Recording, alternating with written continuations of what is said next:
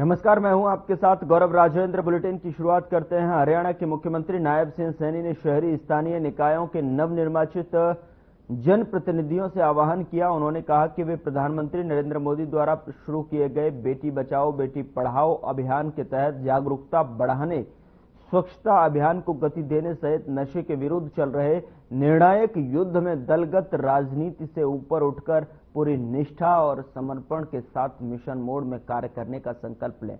मुख्यमंत्री को पंचकुला में आयोजित शहरी स्थानीय निकायों के नवनिर्वाचित महापौरों, नगर परिषद, नगर पालिकाओं के अध्यक्षों और सदस्यों के शपथ ग्रहण समारोह में उपस्थित सभी जनप्रतिनिधियों को संबोधित कर रहे थे।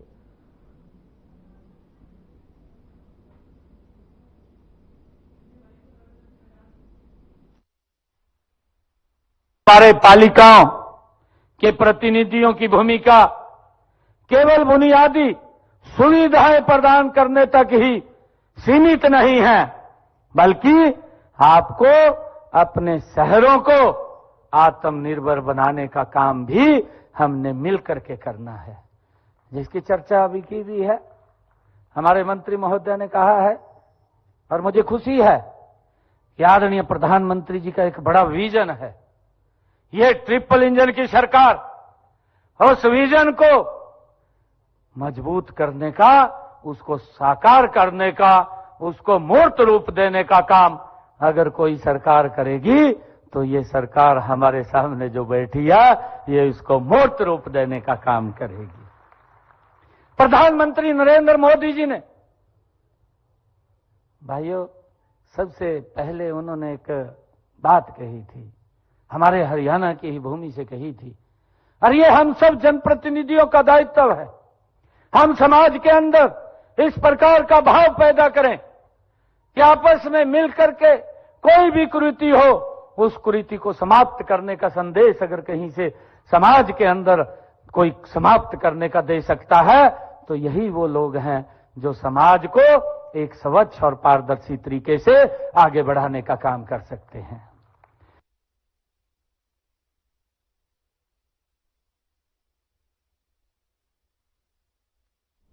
और मंत्रिमंडल की बैठक के बाद में मुख्यमंत्री नायब सिंह सैनी ने कैबिनेट के फैसलों की जानकारी पत्रकारों से साझा की। उन्होंने जानकारी देते हुए बताया कि बैठक में हरियाणा आत्मनिर्भर कपड़ा नीति 2022-25 की अवधि को बढ़ाकर 18 दिसंबर 2026 तक किया गया है।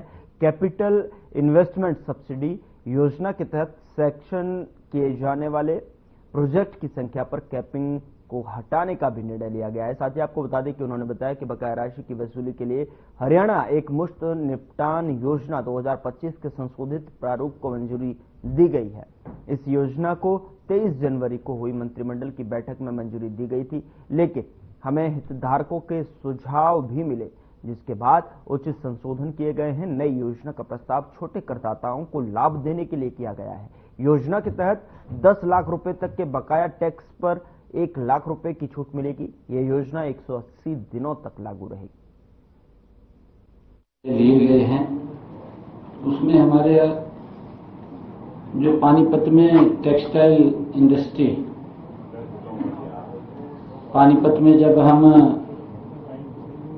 बजट पूर्व चर्चा करने के लिए वहां गए थे तो वहां पर जो हमारे टेक्सटाइल इंडस्ट्री के एसोसिएशन के लोग थे, उन्होंने कुछ सुझाव हमें दिए थे। उन सुझावों को मानते हुए आज हमने कैबिनेट में फैसला किया है कि बैठक में जो हरियाणा आत्मनिर्भर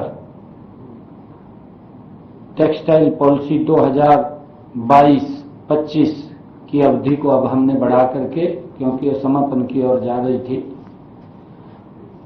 18 दिसंबर 2026 तक उसको कर दिया है, 1 साल के लिए, और उसको एक्सटेंड किया है। साथ ही कैपिटल इन्वेस्टमेंट सब्सिडी योजना के तहत जो प्रोजेक्ट मंजूर किए थे उनकी जो संख्या पर कैपिंग थी कि इतने प्रोजेक्ट के बाद आप उसको कर सकते हैं। उस कैप को भी आज हमने हटाया है। हरियाणा के परिवहन, ऊर्जा एवं श्रम मंत्री अनिल विज ने विभिन्न विभागों के अधिकारियों को निर्देश दिए। मंत्री अनिल विज ने कहा कि अंबाला में बनाए जा रहे शहीदी स्मारक के निर्माण कार्यों को समयबद्ध और गुणवत्तापूर्ण तरीके से पूरा किया जाए। विज मंगलवार को चंडीगढ़ स्थित अपने कार्यालय में अंबाला में आजादी की पहली लड़ाई 1857 की क्रांति के दौरान शहीद हुए वीर जवानों को याद में बनाए जा रहे शहीदी स्मारक के निर्माण कार्यों की प्रगति की समीक्षा बैठक की अध्यक्षता कर रहे थे।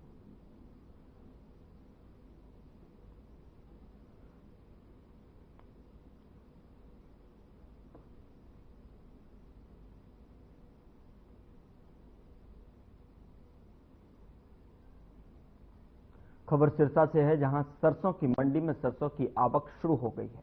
सरसों की अनाज मंडी में 2600 क्विंटल सरसों अब तक आ चुकी है, जबकि 5,10,000 क्विंटल का मंडी में टारगेट दिया गया है। तो वहीं मार्केट कमेटी के सचिव वीरेंद्र मेहता ने जानकारी देते हुए बताया कि खरीद को लेकर व्यापक प्रबंध करने का दावा किया है। साथ ही मंडी में किसानों के लिए कूलर, शौचालय, पीने के पानी, शेड की उचित व्यवस्था की गई है।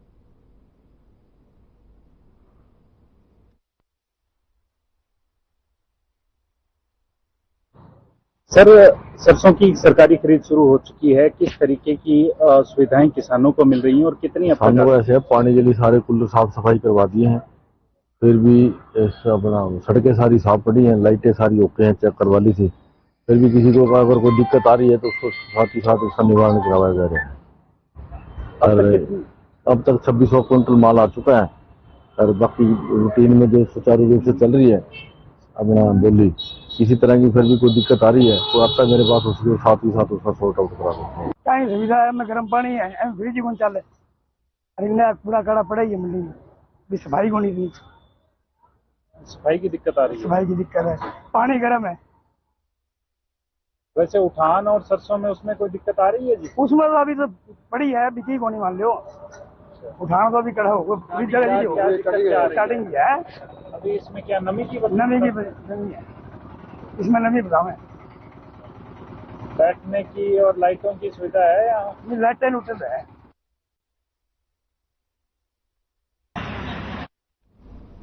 खबर सिरसा से है, जहां मार्च महीने के आखिरी में गर्मी के पूरे आसार, सुबह और रात की हल्की हल्की ठंड रहने लगी है और दोपहर में धरती तपने लगी है। लोगों ने गर्म वस्त्र छोड़ अब पंखे चलाने शुरू कर दिए हैं। गर्मी से बचाव को लेकर लोग नींबू पानी और नारियल पानी का इस्तेमाल करने लगे हैं। हालांकि अभी मार्च का महीना है, लेकिन दोपहर की गर्मी को देख लगता है कि मई का महीना है। गर्मी के कारण सड़कें खाली रहने लगती हैं।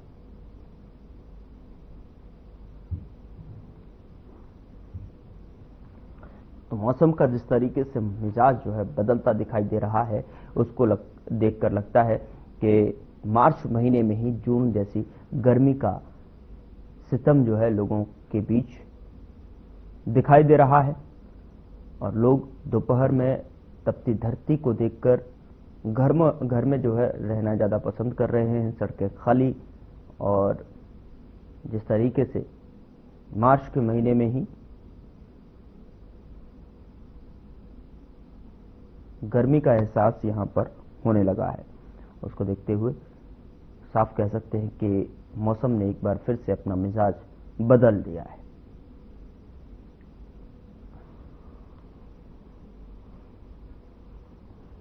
चंडीगढ़ में हरियाणा सिविल सचिवालय में हरियाणा कैबिनेट की अहम बैठक हुई, जिसकी अध्यक्षता सीएम नायब सिंह सैनी ने की। आपको बता दें कि बैठक में कई अहम फैसले लिए गए, जिसके बाद सीएम नायब सिंह सैनी ने प्रेस कॉन्फ्रेंस की और बैठक में लिए गए निर्णयों की जानकारी साझा की।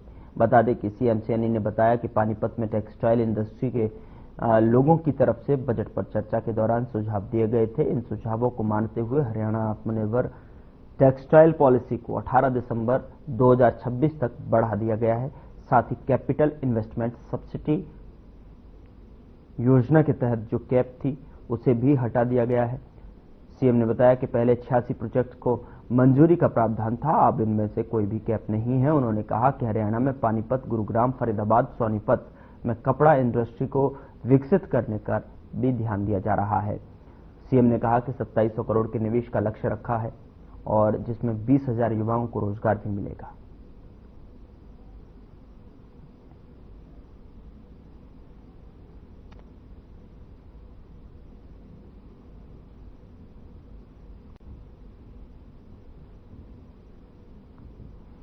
हरियाणा में नवनिर्वाचित महापौरों, अध्यक्षों और नगर पालिकाओं के सदस्यों ने पद एवं गोपनीयता की शपथ ली। बता दें कि जिसमें सीएम नायब सिंह सैनी और मंत्री कृष्णलाल पवार समेत अन्य लोग शामिल हुए।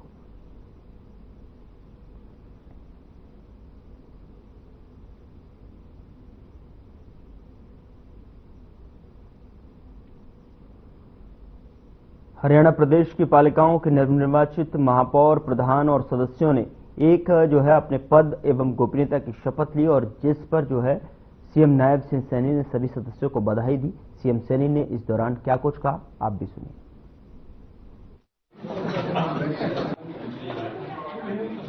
ये ट्रिपल इंजन की सरकार आज इस सभागार में आज यहां पर मौजूद है।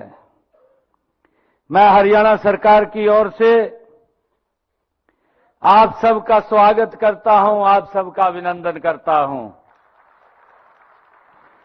साथ ही सभी नवनिर्वाचित नगर निगमों के हमारे मेयर, नगर परिषद और नगर पालिकाओं के हमारे चेयरमैन और सभी माननीय सदस्यों जो निर्वाचित होकर के आए हैं, नवनिर्वाचित हुए हैं, मैं आप सबको भी बहुत बहुत बधाई और शुभकामनाएं देता हूं।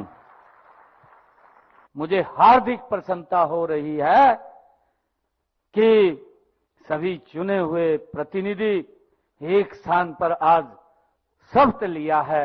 मैं आप सब जनप्रतिनिधियों को एक बार फिर बहुत बहुत बधाई। उधर हरियाणा पंजाब के बीच में एसवाईएल हिंदी भाषी क्षेत्र और राजधानी समेत कई मुद्दों पर दशकों से खींचतान चली आ रही है। इन मुद्दों पर दोनों ही राज्यों के राजनीतिक दल आपस में टकराते रहे हैं। विधानसभा के अध्यक्ष अरविंद कल्याण और मुख्यमंत्री नायब सिंह सैनी मंगलवार को पंजाब विधानसभा के चल रहे बजट सत्र की कार्यवाही देखने के लिए पहुंचे। दरअसल पंजाब विधानसभा में पंजाब स्पीकर से मुलाकात के बाद में हरियाणा और पंजाब के बीच में मजबूत रिश्ते पर जोर दिया गया और कहा कि एक ही घर में रहने वाले दो भाई। विधानसभा की कार्यवाही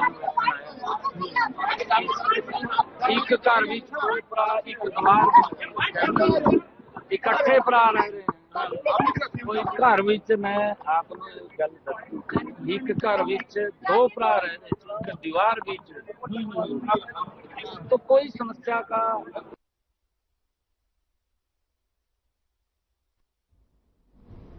रेवाड़ी में हरियाणा के पूर्व कैबिनेट मंत्री डॉक्टर बनवारी लाल का बयान सामने आया है। उन्हें कहा कि केंद्र और प्रदेश के बाद में अब नगर निगम और नगर परिषद निकाय चुनाव में सबसे ज्यादा बीजेपी के चेयरपर्सन और मेयर बीजेपी सरकार की सबका साथ सबका विकास का नतीजा है।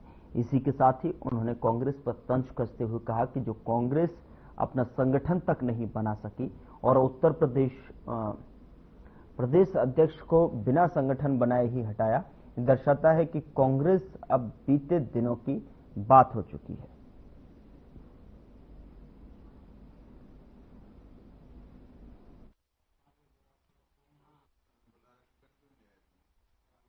पिछले 10 साल से केंद्र में भारतीय जनता पार्टी की सरकार है और हरियाणा केंद्र में भारतीय जनता पार्टी की सरकार चल रही है और देश के काफी प्रदेशों के अंदर भी भारतीय जनता पार्टी की सरकार है और उसका कारण है देश के यशस्वी प्रधानमंत्री नरेंद्र भाई मोदी जी की जो सोच है, सबका साथ सबका विकास, बिना भेदभाव के और अंत्योदय के सिद्धांत पर जो हमारी पार्टी, हमारी जो सरकारें हैं वो काम कर रही है और उसी का नतीजा है कि आज हर आदमी को उनकी जो जन कल्याणकारी योजनाएं हैं उनका लाभ घर बैठे मिल रहा है और उसी को देखते हुए आज पूरे देश के अंदर देश के यशस्वी प्रधानमंत्री नरेंद्र भाई मोदी जी की जो गारंटी है, जो वो कहते हैं वो करके दिखाते हैं, तो उसी पर विश्वास करते हुए आज देश की जनता भारतीय जनता पार्टी के पक्ष में मतदान करती है।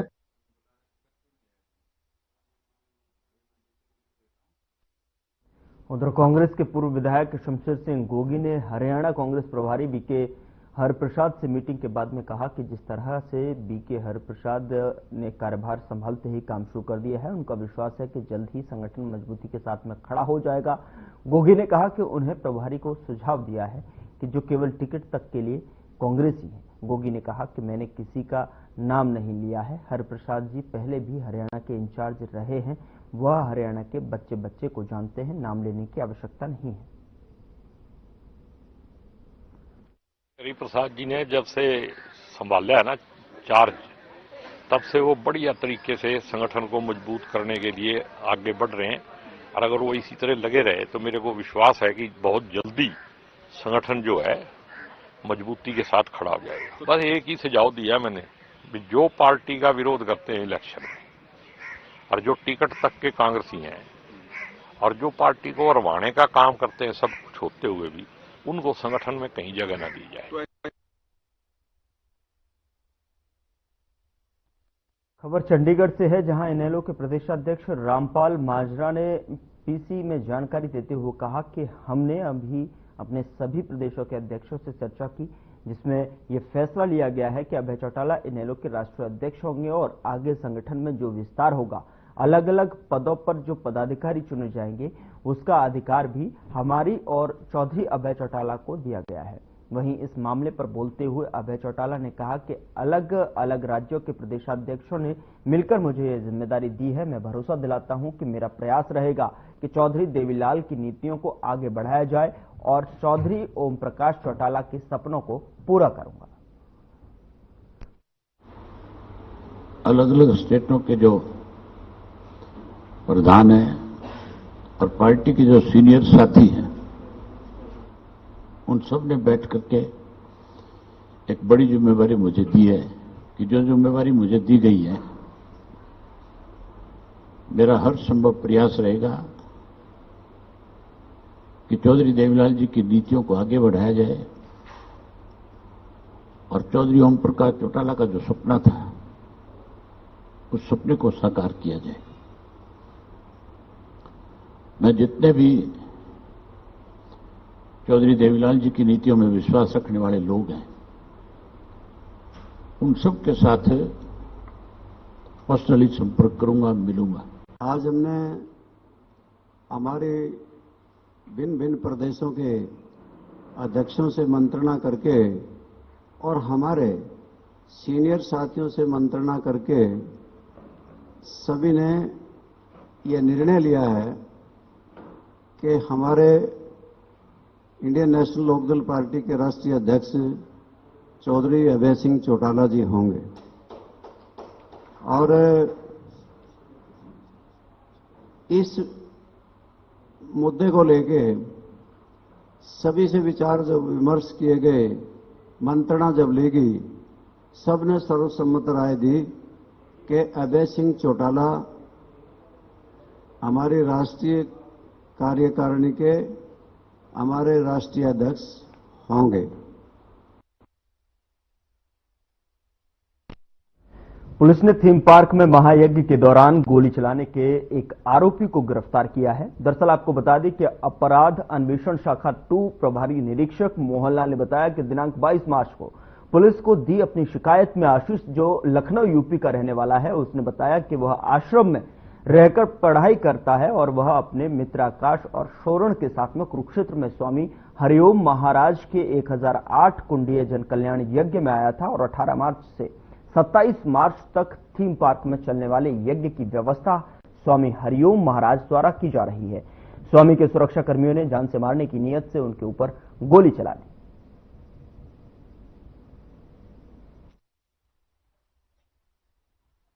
थीम पार्क में कुरुक्षेत्र में यज्ञों का आयोजन किया जा रहा है, जिसमें 1008 यज्ञ किए जा रहे हैं और इसमें जो यज्ञ सम्राट हैं महाराज जी हैं हरिओम जी, वो उन्होंने इन यज्ञों का आयोजन किया है। कि सुबह सुबह हमें सूचना मिली थी कि यज्ञ में झगड़ा हो गया है और वहां पर गोलियां चली हैं फायरिंग, और सूचना पाकर फिर सारी पुलिस वहां पहुंची, क्योंकि इन द मीन टाइम इन्होंने जितने ब्राह्मण वहां पे यज्ञ करने के लिए आए हुए हैं अलग अलग जगहों से, उन्होंने रोड जाम कर दिया था, क्योंकि उनमें से एक ब्राह्मण को गोली लगी थी और कईयों को वैसे चोट लगी थी ईंट पत्थरों से। जो ब्राह्मण थे उनको हॉस्पिटल में एडमिट किया और जब उनसे बयान लिए तो उन्होंने बताया कि ये जो यज्ञ है महाराज हरिओम जी करवा रहे हैं। हर दिन के हिसाब से, पेड़ के हिसाब से उनको बुलाया गया है। पहले 7100 रुपए उनको मिलते थे प्रत्येक दिन के, और उनके खाने पीने की, रहने की सारी व्यवस्था जो है महाराज जी की तरफ से थी।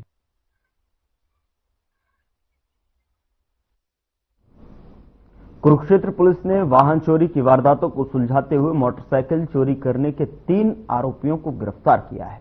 एंटी व्हीकल थेफ्ट टीम ने जो है मोटरसाइकिल चोरी करने के आरोप में रोहित उर्फ कोको, हरीश उर्फ मिंकू, साहिल वासियान और इस्माइलाबाद जिला कुरुक्षेत्र से गिरफ्तार करके उन्हें कब्जे से जो है चोरीशुदा 6 बाइक्स को बरामद किया है।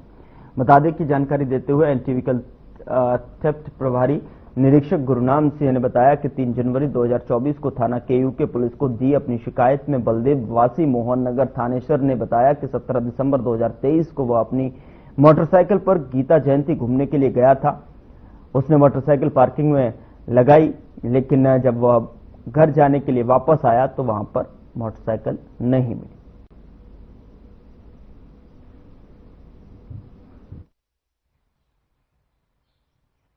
श्री मानसिंह आईपीएस पुलिस अधीक्षक कुरुक्षेत्र के मार्गदर्शन में केवीटी स्टाफ द्वारा 3 चोरों को पकड़ा गया है, जो मुझ पर खास की सूचना पर कल अर्जुन चौक धर्मसरोवर से इन्हें पकड़ा था और जिनसे पूछताछ के दौरान 6 चोरीशुदा बाइकें बरामद हुई है, जिन्हें आज माननीय न्यायालय में पेश किया जाएगा आगामी कार्रवाई।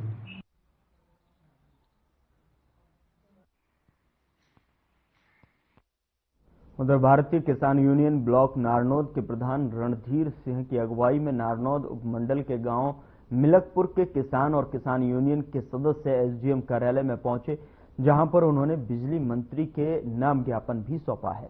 इस दौरान किसान यूनियन के सदस्यों ने चेतावनी देते हुए कहा कि यदि उनकी जो है मांगों को पूरा नहीं किया गया तो बिजली कर्मचारियों को जो है मिलकपुर गांव में घुसने नहीं दिया जाएगा।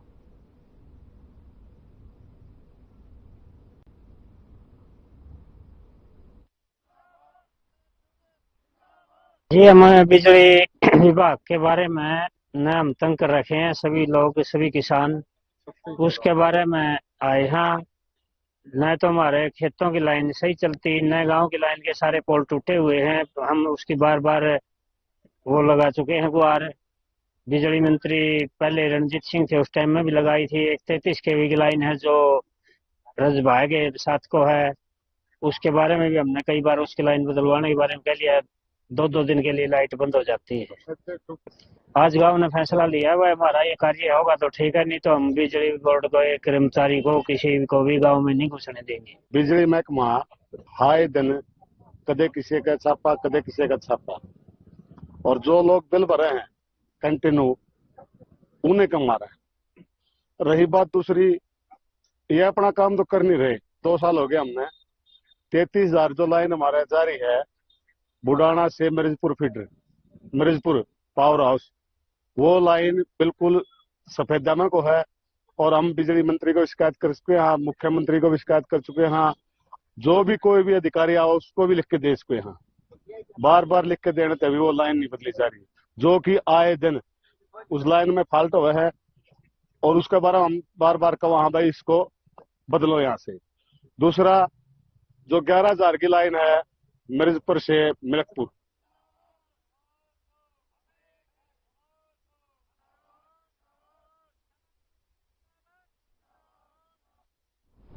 बुलेटिन में मेरे साथ इतना ही, पर अब वक्त हो चला है डॉक्टर राकेश गुप्ता के साथ हमारे खास कार्यक्रम प्लस माइनस का।